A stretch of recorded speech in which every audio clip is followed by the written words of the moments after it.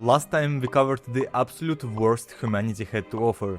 Hitler, Stalin, Mao Zedong. But here's the thing about evil. It's like The Simpsons. Just when you think it's over, it keeps going. And somehow gets worse. Buckle up, because part 2 is about to get even more disturbing. Let's dive right in. Our first psychopath is at the same time a genius businessman and the devil in disguise. Leopold II became king of Belgium in 1865, but Belgium was tiny and boring. So Leo looked at Africa and thought, you know what? I want my own country to play with and exploit it for money. But since saying I want to enslave millions of people wasn't trendy even in the 1890s, he disguised his greed as humanitarianism. He convinced the world leaders to give him the Congo Free State.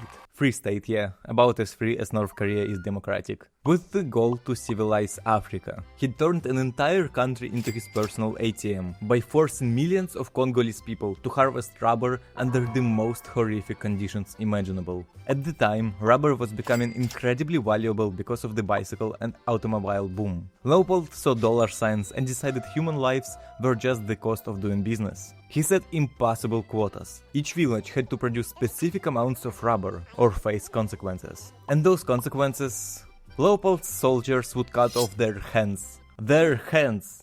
And not just the workers, sometimes their children's hands too. And then bring the severed hands back as proof they weren't wasting bullets. Because apparently just being evil wasn't enough. Leopold already took enough hands, don't let him have yours. Smash that like button instead and please the algorithm gods. Under his rule, Congo's population went from 20 million to only 10 million. He essentially divided the population of an entire nation by 2, making it one of history's worst genocidal exploitation schemes. I think I see where Thanos' motivation came from. And the worst part, he convinced everyone he was doing charity work. Spreading civilization and Christianity. This is why you should always fact check what politicians are really doing. When the world finally caught on his little side business, Leopold was like, oops, my bad, and sold the Congo to Belgium. He walked away with billions in today's money, while leaving behind a traumatized nation. What blows my mind is that he never even visited the Congo. Imagine being responsible for one of history's worst genocides.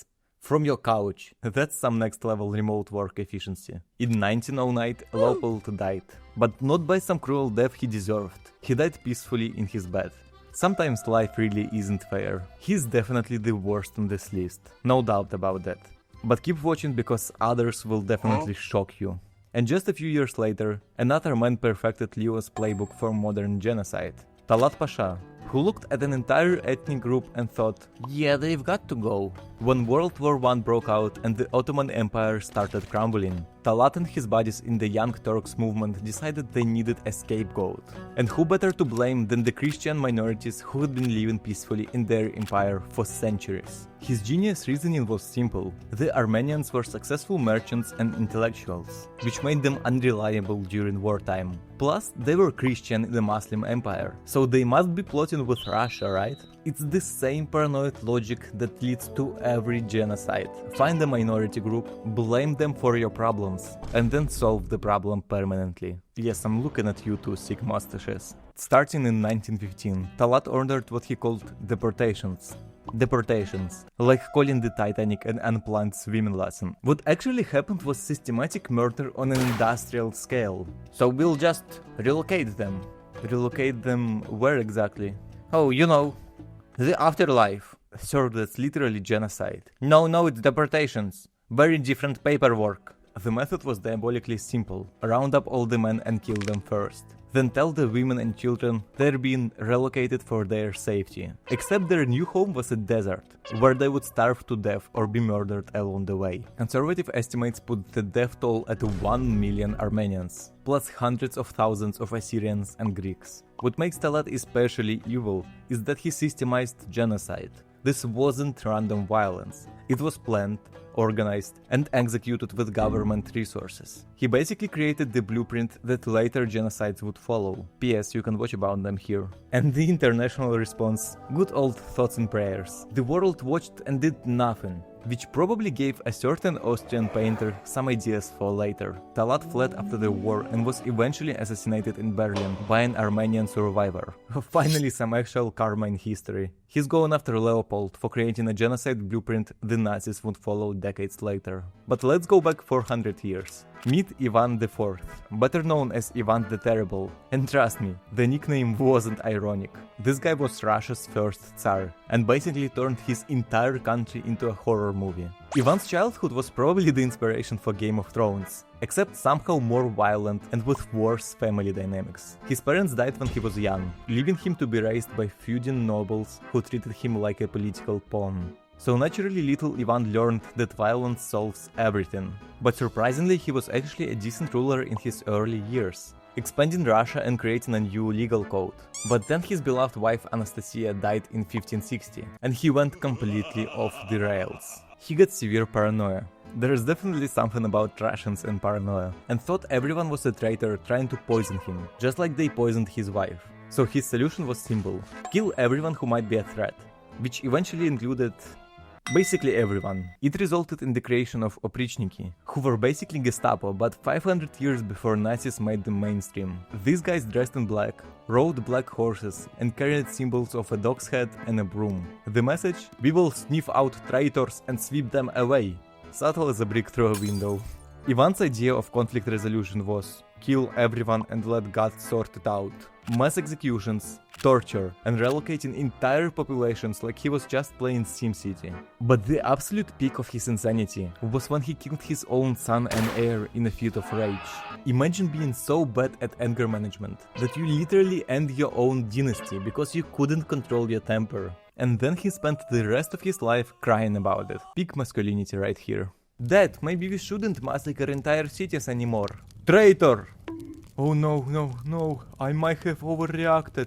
Ivan's reign of terror lasted 50 years, during which he turned Russia into a surveillance state, where everyone was afraid of everyone else. It was basically the USSR but 400 years before it existed. Ivan died from a stroke while playing chess in 1584. Probably because even death was tired of his drama. Fun fact, some historians think Ivan wasn't actually that terrible, and his reputation was exaggerated by enemies. To which I say, dude killed his own son with a stick. How much more terrible do you need to be? Despite his brutal tortures and terrible temper, he's last on the list, only because, fortunately, he was limited by what was possible in the 16th century. Continuing this parade of sick masculinity, meet the fashion disaster, Muammar Gaddafi. A man who somehow made dictatorship look even more ridiculous than usual. This guy ruled Libya for 42 years and spent most of that time looking like he raided Elton John's closet. Gaddafi wasn't just content being a regular dictator. Oh no, he had to be the weirdest dictator. He even wrote his own political philosophy called The Green Book, which was basically Mein Kampf but written by someone having a midlife crisis. Sample quote from that book: "The house is for the person who lives in it." Groundbreaking stuff, really. To add to that, his motivation was his huge insecurity about the West, combined with delusions of grandeur about becoming the leader of all Arabs and Africans. He basically wanted to conquer the world, but deep down he was just this. To hide his inferiority complex, the man built a literal cult of personality around himself, with portraits everywhere and mandatory praise sessions. It was like North Korea but with worse fashion sense. What should I wear today? The gold military uniform or the flowing robes? Sir, you have a UN speech. Perfect, I'll wear the Bedouin tent with sequins. That's not how democracy works. Everything is how I say it works. However, behind the cartoon villain aesthetic was genuine evil. Gaddafi funded terrorism worldwide. If there was a terrorist attack in the 80s or 90s, there was probably a money trail leading back to Tripoli, capital of Libya. In his little mind, America and Europe were evil imperialists, so any violence against them was justified. He funded the IRA, Palestinian terrorists, and even had a hand in the Lockerbie bombing that killed 270 people, all while living in luxury and preaching about revolution. And then there is his personal life, which was somehow even more disturbing than his politics. Gaddafi kept what he called his harem, basically kidnapped women forced to serve as his personal bodyguards, and other things. These women were supposedly volunteers, but considering the alternative was probably death, their career options were pretty limited. Gaddafi's reign ended in 2011, when his own people decided they had had enough of his 40-year fever dream. He was captured hiding in a drainage pipe, which is probably the most dignified ending he deserved. He was a sadistic narcissist, but he operated on a smaller scale than most of the names here, so I'll put him here. And finally, the man who gave fascism its trademark look. Benito Mussolini, the man who invented fascism and then somehow made it Italy's problem for 20 plus years. Mussolini started as a socialist journalist, but got kicked out of the Socialist Party for supporting World War I. He later re-emerged as a fascist dictator. Mussolini's political transformation was so dramatic, his former comrades probably got a whiplash. Mussolini was obsessed with restoring Italy to the glory days of the Roman Empire, but had zero understanding of how empires actually work. So instead of a plan, he relied on sheer willpower and dramatic poses. He thought Italy deserved an empire like Britain and France. So he decided that invading Ethiopia in 1935 would do just fine. But when the Ethiopians dared to resist, Mussolini's response was to use mustard gas against civilians. Because nothing says civilized European power like chemical weapons against spear-wielding tribesmen. We're talking about 120,000 to 200,000 civilian deaths. All because Mussolini wanted to play emperor and show off to Hitler. Speaking of showing off, this man was obsessed with looking tough and building an image of himself to impress others. He was constantly posing shirtless and giving dramatic speeches. It's like influencing, but dictatorship edition. We shall restore the Roman Empire. Sir, we can barely conquer Ethiopia. Details. Now, how does this pose look? Very Caesar-like, yes? Sir, we're losing the war. Mussolini also created the Black Shirts, his own personal army of thugs who beat up anyone who disagreed with fascism. Imagine if your local HUA had paramilitary training and a license to kill. When World War II started going badly, Italians realized that maybe following a guy who thought Ethiopia was a fair fight wasn't their best decision. Mussolini was arrested by his own government, rescued to the Germans, then captured again by Italian partisans. The beautiful irony is that this man who spent decades trying to look powerful ended up hanging upside down from a gas station in 1945, killed by his own people. Talk about a fall from grace. His legacy? Well, he basically wrote the handbook on how to not run a country, and gave the world a masterclass in what happens when you give unlimited power to someone with the emotional maturity of a toddler, and proved that fascism always ends the same way,